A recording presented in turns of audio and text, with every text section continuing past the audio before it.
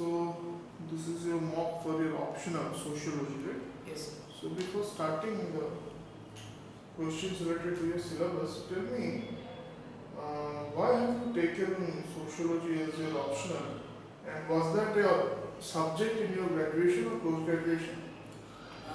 No, so actually, I have done masters in electronics and telecommunication with SI signal processing. But I have completed, the first reason was like I have completed my BTech in 2012. So there's a lot of gap. So it was not possible in my part to cover up those things again. And secondly, I looked into the syllabus, and I find the sociology syllabus was compact and small enough to complete again. Given the fact that I was also working, so I had minimum time and I had to utilize that. So this syllabus favored me because it was compact. At the same time, I looked into the results and previous year's questions, and I get to know that sociology as a subject was people are getting good marks. So that also encouraged me to go for sociology. Okay. So tell me something about, like, if I am a very what you can say layman, how will you define sociology to me without any technical words? Just Sociology can be like a study of our society and its social institutions.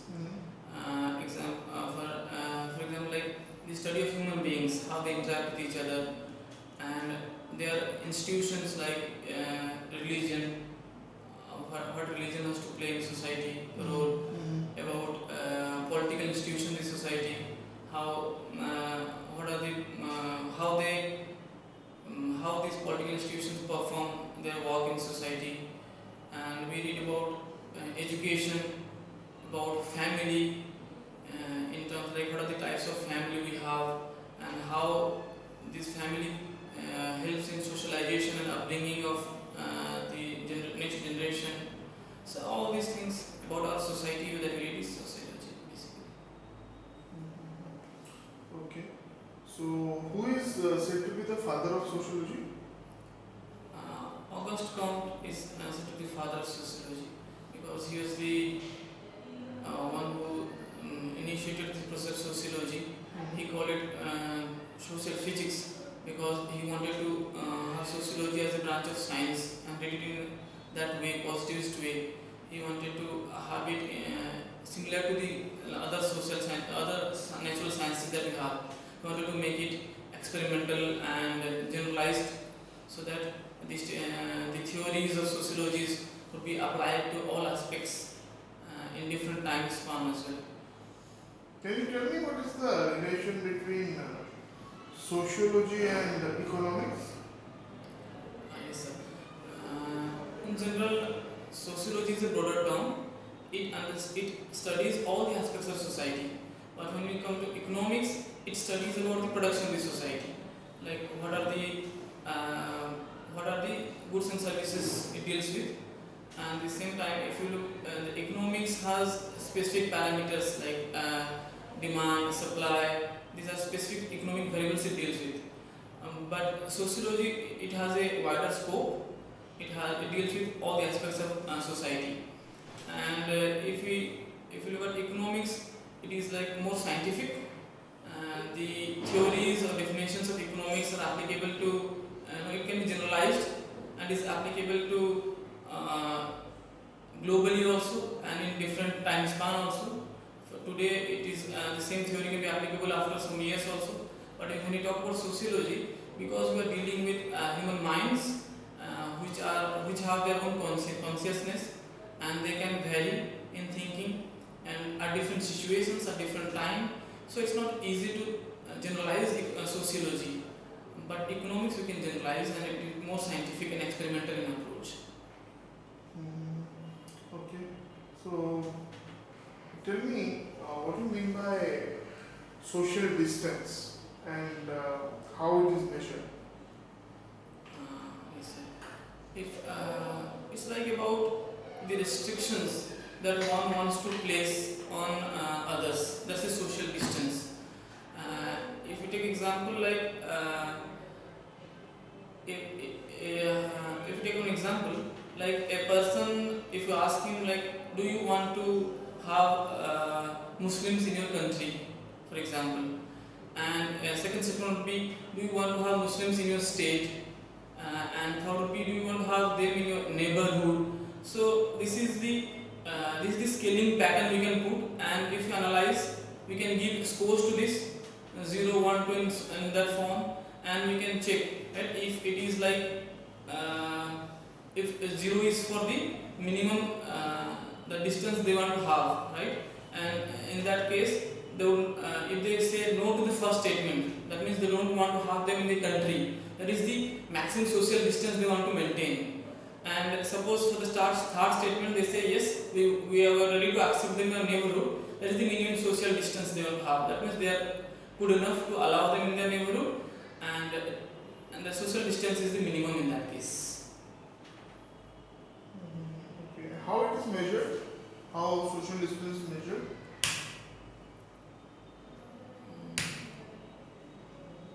This is what like explain Have you heard about the Likert scale? yes sir. So just tell me with an example, how can Likert scale be used to measure social distance? Yes, Likert scales are like we give a number of options in which would have like I'm very satisfied with this option 1, option 2 I'm only satisfied, option 3 fair enough, neither satisfied nor dissatisfied, option 4 will be dissatisfied, and option D will be very much dissatisfied. So this set of examples is called Likert scale, and there people are given options to choose, so that they can choose in which label they want to be in the other side. Okay, fine. So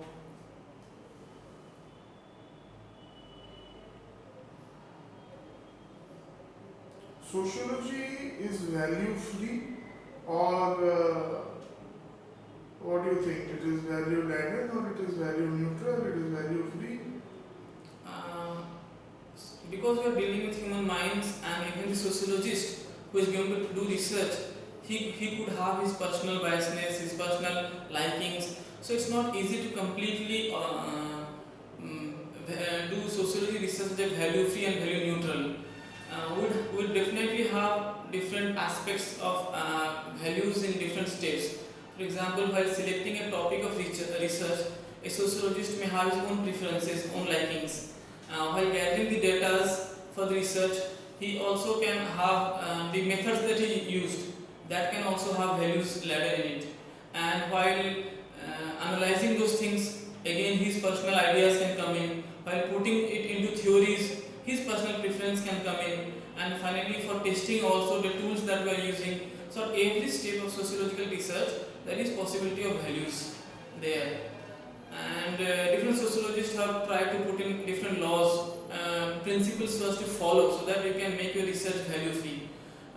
For example, Weber talks about like you should be very clear about your subject matter, what you are studying, and you need to keep your personal opinions, your personal manifest ideas beside, and you have to do an independent study on that.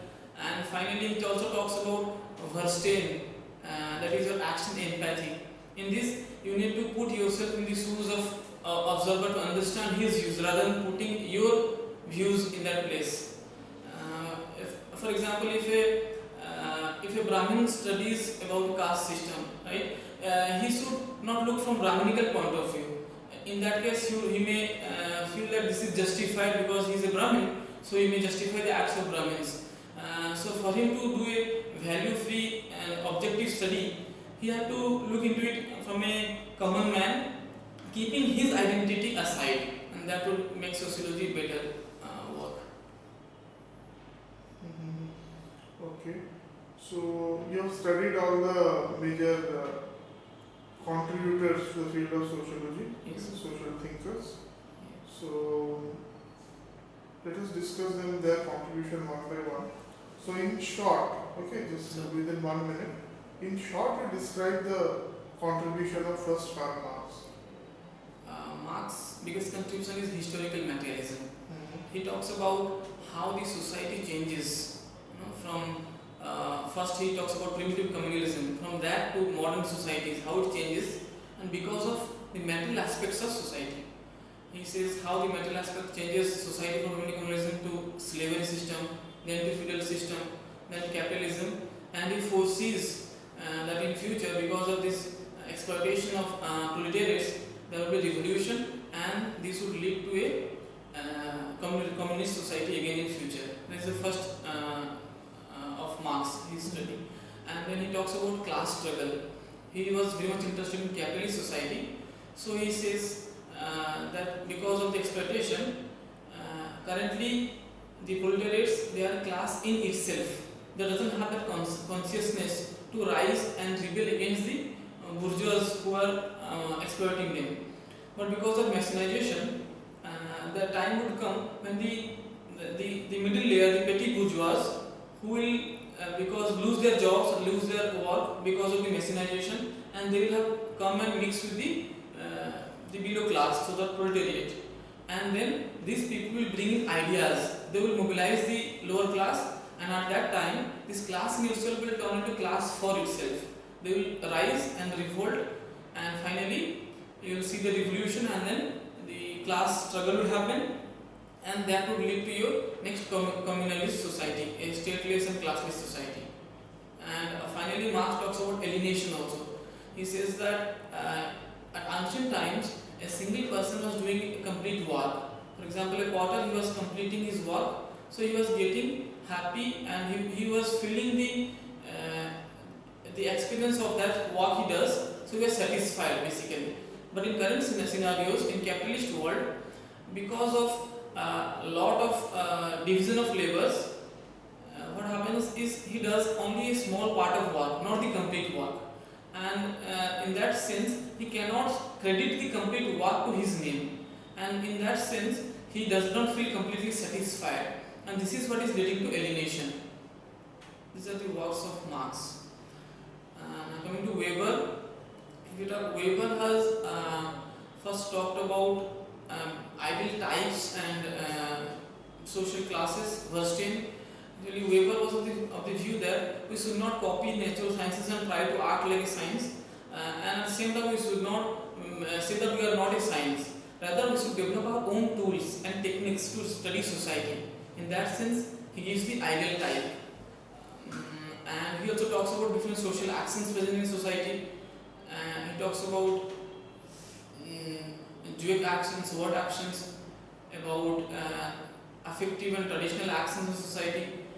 For him, social actions is regarded only when a subjective meaning is attached to that by the individual, and taking in consideration the behavior of the others. That is social actions for Weber. And two important things that Weber has studied is about bureaucracy, and he also studied about Protestant ethics and spirit of capitalism. This is very important. The relation between religion and economics. Actually, Marx, he was a monocausal theorist. He always talked about the economics are the subcenter, and all other things are the superstructure which are dependent on economics. For example, religion, our laws, or polity, and everything, Marx says, is dependent on economics only, because economics is at the subcenter. But Weber tried to oppose this view, and he proved that it's not only economics but other factors like religion can also affect economy. So he took the example of this Protestant ethics. The Protestant ethics, it has those substance and spirit in their religion which allowed them to sort of do or develop economic activities and work for maximum profiting. So he points out that it's also religion which can affect the economic part. And Weber also talks about bureaucracy, in which he explains that this is the machinery which is required for your the legal rational authority that is there in the society. To control that, to maintain that, we require a machinery, that is the bureaucracy. He has studied bureaucracy as an ideal type and has given many features of that bureaucracy. For example, he talked that there is hierarchy in the system, there is the so-called the division of work is there, and many of the works are recorded, and they always are in consistent with the laws and regulations they follow. They never go out of that. At the same time, they try to finish the work in time. They have fixed tenure, salaries, and etc. So this is why he regarded the bureaucracy is working good because of all these factors. These are Weber has talked about. And moving ahead to Durkheim, Durkheim has talked about division of labor. He was a functionalist who sees all the institutions of society in functional terms. He even talked about suicide and he regarded suicide as a functional term. He talks about different types of suicide, egoistic suicide, altruistic suicide, and anomic suicides. At the same time, Durkheim has also talked about religion. He gives the preliminary idea of religion, about how the totemism concept arises, how the your profane and he talks about how the profane which are not good for the society, and he also talks about something called which are good for the society. This is about Durkheim. Suicide? Suicide, Durkheim defines suicide as something, an act which a person directly or indirectly undergoes, and he knows the purpose of this is to eliminate one's life. It is suicide. He considers it a social fact because this is not an individual act only. There is some pressure from the society environment around him which is forcing one person to commit suicide. That's why he talks about the suicide as a social fact.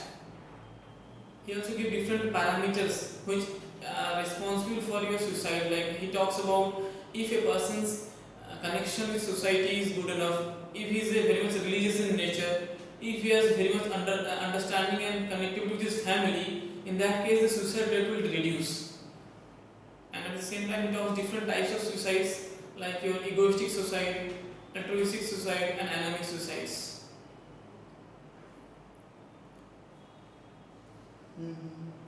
Okay. Then about Merton and Parsons? Yes, Merton, let me first come to Parsons. Parsons started his system of like social system. He took the social action into next phase.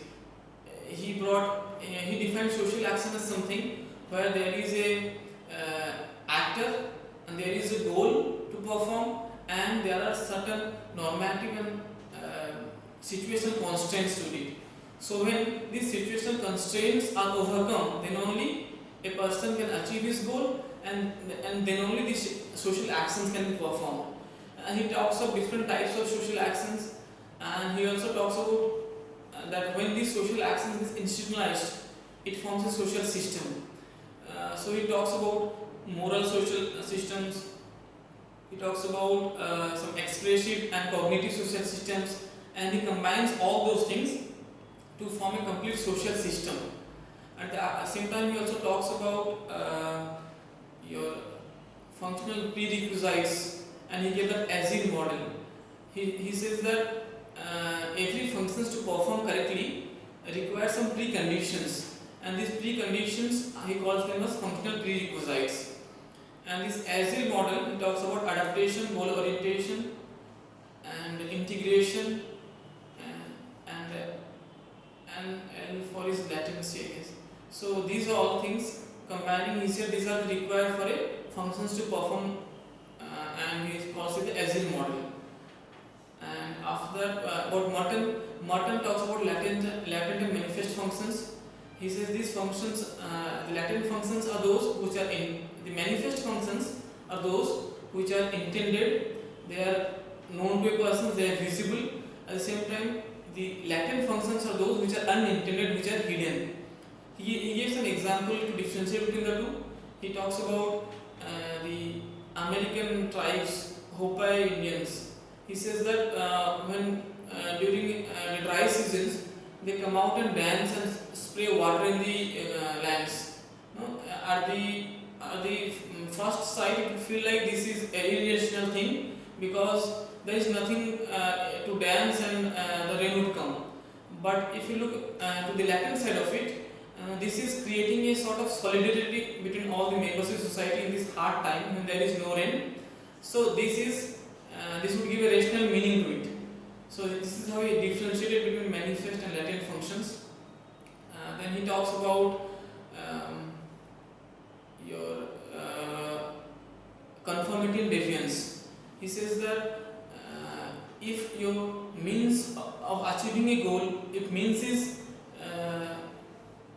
a genuine and real thing, and your goal is also logical and real, in that sense it is a conformity. But when you deviate from it, for example, he talks about the USA where they don't care about what means you use, but finally result is given priority. What you achieve in your life. So in that case, people may deviate from their means, a way of getting something, and they achieve something.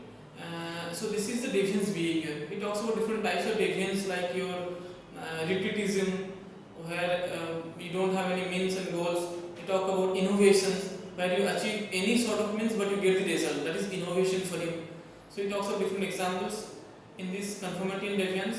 And finally he talks about a reference group also, where he says a person which sees himself or attaches himself to certain a group, that is a reference group for him. And why he does this? Because he wants to evaluate himself.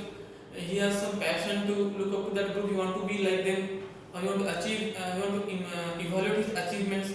In that case, he looks up to some group that is a reference group for him. Okay, fine. So you talked about, you have given a snapshot of all the thinkers that you have studied. So I'm giving you two examples. You just put these two types of suicide. Okay. As per the classification given by Duffman, right? So you know that when the forces were going to, Allied forces were going to capture Hitler, he committed suicide. Yes. So that will be which kind of suicide? That will be altruistic suicide. Why? Because the person is dying on his own, because to get his own pleasure sort of thing, because he doesn't want to be caught on and captured by others' enemy, and so he takes pleasure in ending his life rather than being given or captured by others. So it's a pleasure for himself. That's why it's altruistic suicide.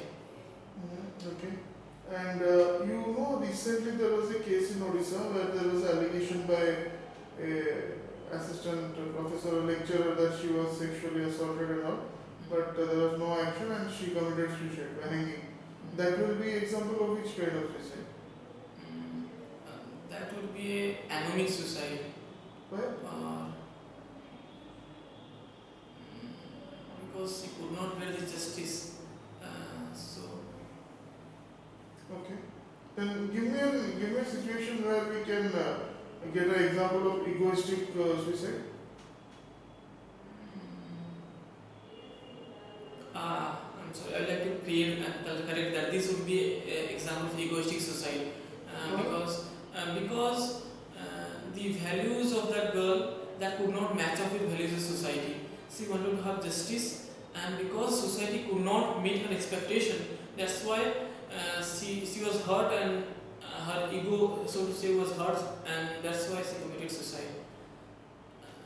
Because she could not get justice, and her views and values could not, sort of come in overlap with societal views, and that's why it's a egoistic suicide. Okay. Or hand movement also, with the hasada knee upar rakhundu, because it will not. Okay, fine. So yesterday when this encounter of the four accused in that rape and murder case happened, we saw that many people started distributing sweets and bursting crackers. So, from the point of view of sociology, kindly explain this reaction. Okay, from a purely as a student of sociology. When someone dies, generally, even if he is your worst enemy, generally most of the people, most of the sane people, generally they will, if they are not, sad, at least they will not give any, emotion or so. But being happy on someone's death, so it's like, from a sociological point of view, okay, what can be analyzed from this reaction of the society? You know the matter or not? Yes, I know the matter. No. The sociological perspective, I think it was the emotion of the people attached to all these things. Actually, they are not considering the laws or the needed steps that should be taken. They are not ready to go for judicial things or proceedings. Rather, because of a lot of emotion attached to them.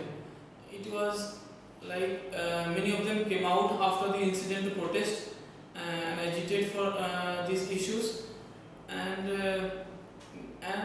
these crowds, like when they come up, they just for a reason, and they don't have that maturity to, a crowd doesn't have a maturity to understand things and follow the steps of a country, the judicial requirements of a country. They just want results.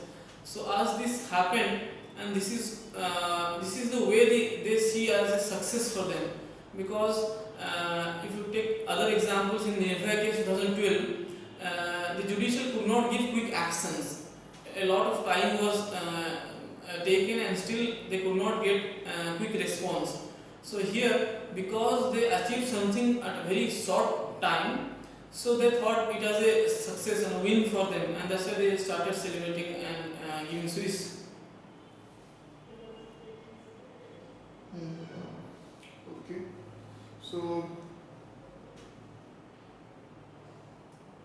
what do you think about the changes in modern system of marriage, and what are its implications for the society? So, marriage in recent times has undergone many changes. If you look, for example, first would be a lot of love marriages is coming up rather than it was alleged to be arranged marriage. So implication is here people get to know each other better way so that they can lead a better life.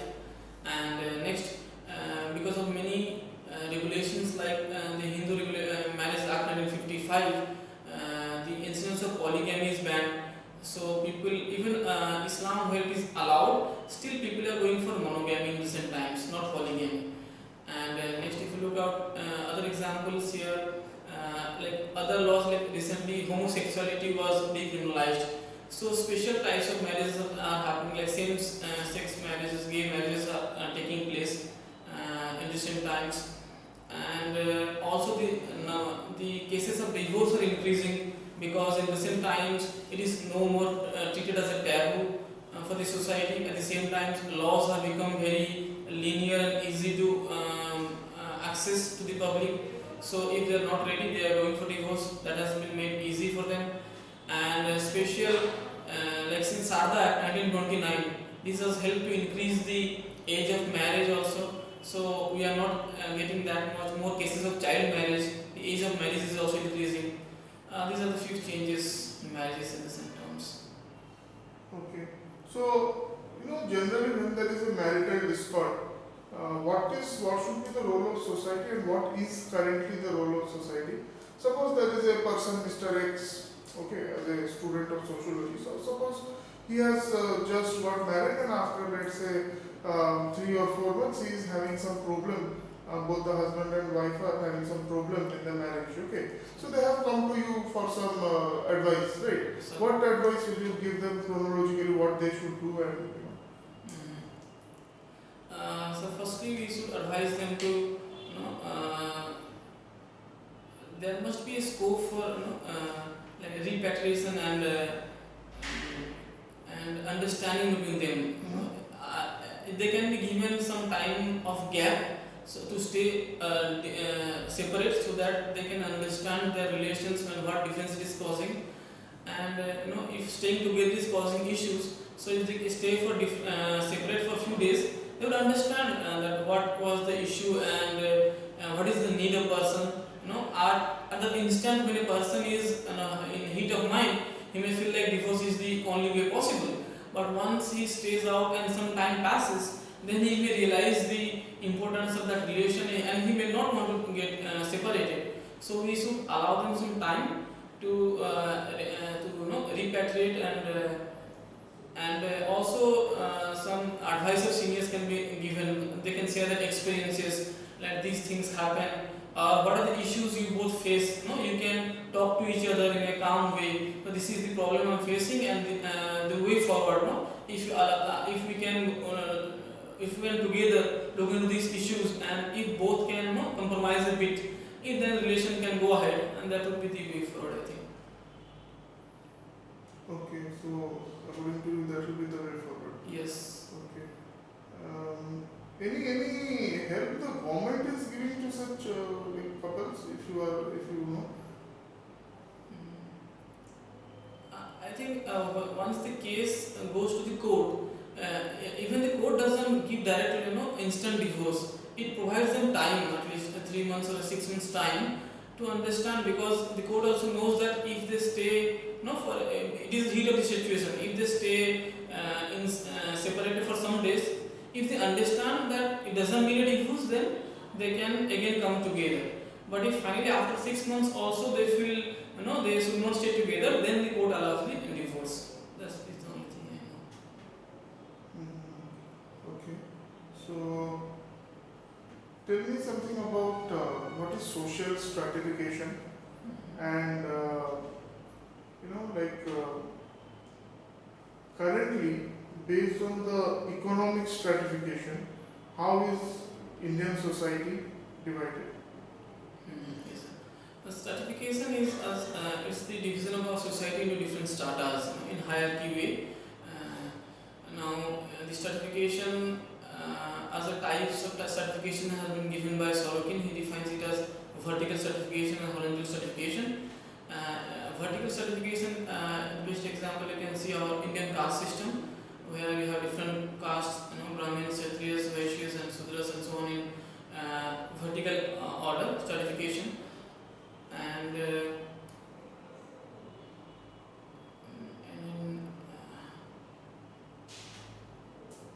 so what is the next question? Sorry. In recent scenarios? Yeah, currently, how can you stratify the society in India? Okay. We can take the example of different classes, like in recent times there are higher classes who earn a lot, who are the owners of the capitalist, all the products, all the capitals and all the industries, they are the owners, they are the higher classes. And there are next the middle classes who are the professors, the lecturers, the doctors. They provide services, they use their so-called mental and knowledge to gain something in society. And finally the lower classes who are more from the manual physical laborers who work and earn their money. So this is the stratification you can look in the society. Okay. So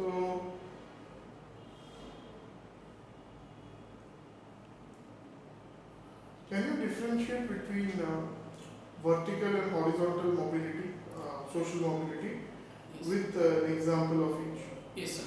So if you look into vertical mobility, it can mean individual wise or a group wise. If I look into group wise example, for example, the sensitization process. What it does many of the lower caste people try to acquire the rituals and features of upper class Brahmins and try to become Brahmins. So this was move of a group towards higher caste. So it was a vertical mobility in a group wise. Similarly, if we talk about individual, a person if he gets promotion in his work, he gets promoted, his mobility, he moves higher in the level. Similarly, if he gets a demotion in his work, he can go down also. And in terms of horizontal mobility, we see, for example, a nurse. If she is working in SCB medical hospital and due to some reason she has to move into AIMS. So this is horizontal mobility where she remains a nurse but she moves from one place to another. That means in the same strata, but she just moves. So it's a horizontal mobility example. Okay. So tell me how the social factors influence the political direction of a country. Okay, social factors influencing political agenda and political direction of a country. So, till date also our politics is very much affected by sociology, because caste and religion plays a very important role in politics in recent days also. If you look into especially the northern India, their caste plays an important role. And when the parties like, we have caste parties like बहुjan Samaj Party, which is a caste-based party. So this caste and especially religion, they are playing an important role in elections.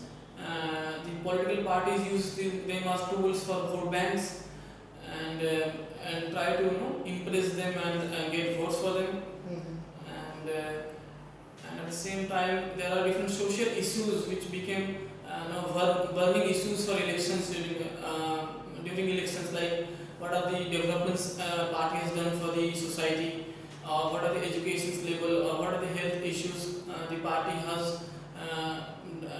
parties has brought up or done for the society. So it is at the end the party's work is to work for the social development.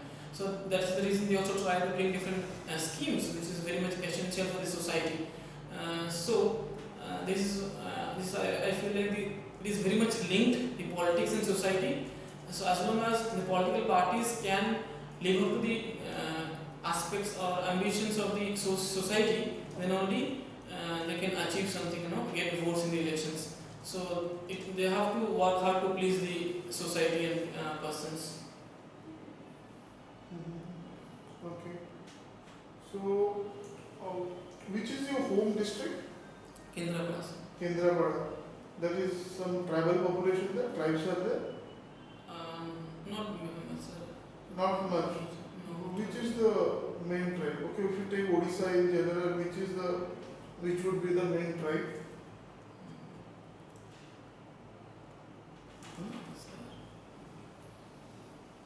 Okay, let us forget about specific tribes.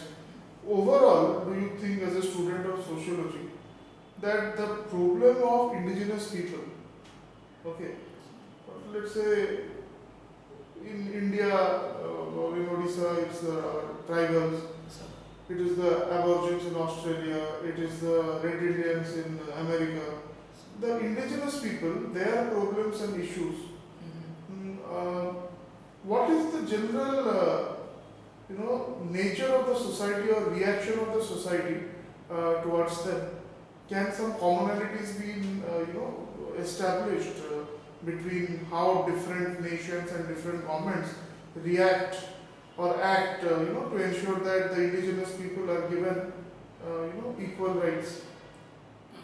If you have knowledge of Australia and US, you can say, or you can restrict your answer only to India. So the issues of tribal are like, firstly, because they are much dependent on the forest and resources nearby. So that is the first thing that government needs to look on. In a recent case, you have seen that Supreme Court had struck down the forest rights of the tribals, but due to centers again appeal, it has put stay on that. So we cannot take away the forest rights from tribals, the first thing, because they are not only economically attached to it, but also emotionally attached to it.